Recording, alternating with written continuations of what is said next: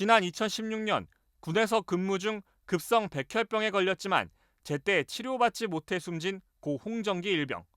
법원이 고 홍정기 일병 유족에게 국가가 손해배상을 지급하고 재발 방지를 약속할 것을 권고했습니다.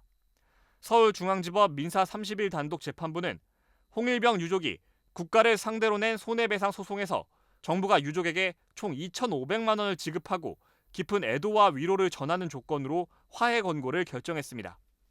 2015년 8월 입대한 홍 일병은 이듬해 3월부터 몸에 멍이 들고 구토를 하는 등 건강이 악화됐지만 부대는 홍 일병을 상급병원에 보내지 않은 채 사단 훈련까지 참가시켰고 결국 홍 일병은 입대 7개월 만에 급성 골수성 백혈병에 따른 뇌출혈로 사망했습니다.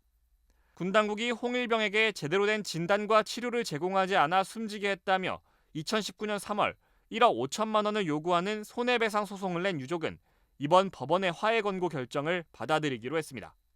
이번 법원의 화해 권고 결정은 정부가 2주 내에 이의를 제기하지 않으면 그대로 확정됩니다. 지난 2016년 3월 초 제2보병사단에서 근무하던 홍정기 일병은 구토와 알 수 없는 멍자국에 시달리기 시작했습니다. 군 병원은 고작 감기약과 두드러기 약만 처방해줬고 병세는 잦아들지 않았습니다. 외출을 나가 찾아간 민간 병원은 혈액암이 의심된다며 검사를 권했지만 부대는 아무런 조치도 취하지 않았습니다. 결국 홍 일병은 2016년 3월 말 숨졌습니다. 백혈병에 따른 뇌출혈이었습니다. 살릴 수 있었던 기회를 다 놓쳤습니다. 나라를 지키러 간 내 아들을 우리 군이 죽였습니다. 우리 군이 죽인 죽음에는 더 책임감을 느끼고 홍 일병의 죽음은 순직으로는 인정됐지만 직무와 관련이 없다고 분류됐습니다. 위험을 무릅쓴 직무 도중 숨졌다면 1형, 국가수호나 안전보장과 직접 관련이 있다면 2형인데 고 홍 일병의 죽음은 여기 해당하지 않는다는 겁니다. 통상 국가유공자로 지정되는 1형이나 2형과 달리 순직 3형은 처우 수준이 낮은 보훈 보상 대상자가 됩니다.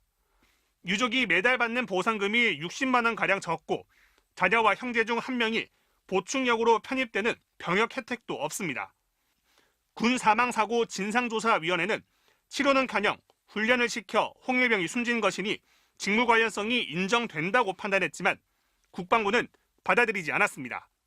순직자 등급의 결정 과정은 공개되지 않습니다.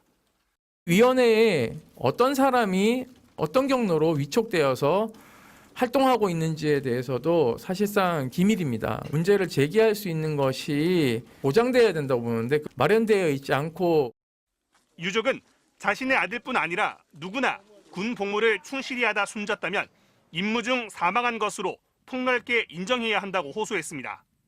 장병들이 죽음을 차별하고 있습니다. 병사들이 죽음에 순직을 두고도 등급을 나눕니다.